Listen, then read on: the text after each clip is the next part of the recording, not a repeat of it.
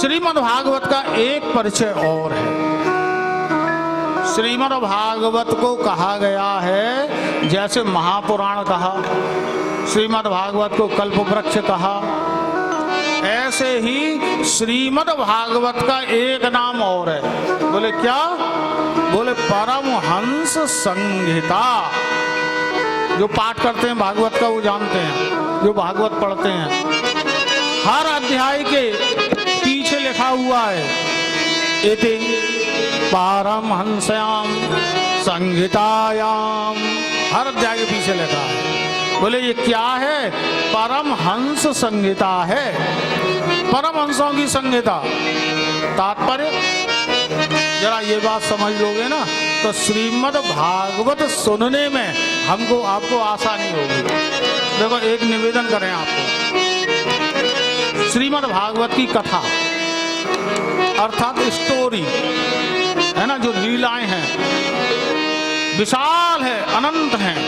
इतनी कथाएं हैं कि 7 दिन तो छोड़ो, 7 महीने में भी पूरी नहीं हो सकती है ना।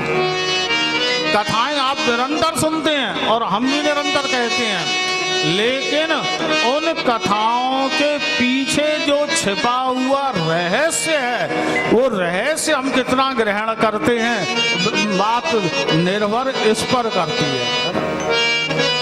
कृष्ण जन्म मना लिया, खूब नाच लिए गा लिए, रुक्मिणी विवाह मना लिया, कलश यात्रा में नाचते गाते बैंड बजाते हुए आ गए, रोज आरती की, 56 भोग का प्रसाद पाएंगे, सब होगा।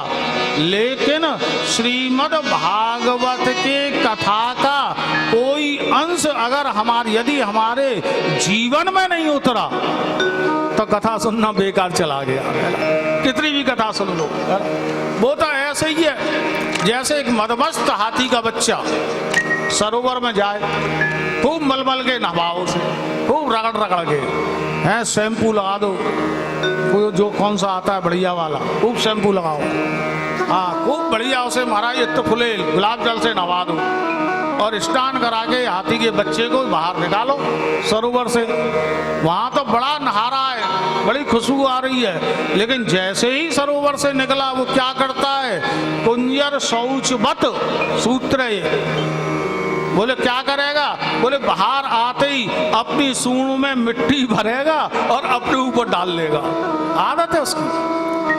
ऐसे ही यदि हम श्रीमद् भागवत सुनने गए, खूब मन लगा करके सुनी 7 दिन गोविंद देव जी के चरणों में बैठ करके, लेकिन इधर से सुन के और इधर से निकालते रहे तो बोले क्या हुआ? बोले हाथी का स्नान, कितना भी नहाओ उस मिट्टी को फिर ऊपर डालते रहो, कितनी भी भागवत सुनो फिर जाकर के संसार में लोट लगाते रहो, कल्याण होने वाला नहीं है। बोले कल्याण कैसे होगा?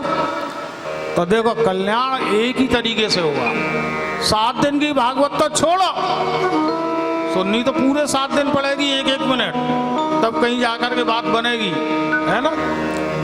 7 दिन की भागवत छोड़ो, एक दिन की भी छोड़ो, एक प्रसंग भी छोड़ो, एक श्लोक भी छोड़ो, एक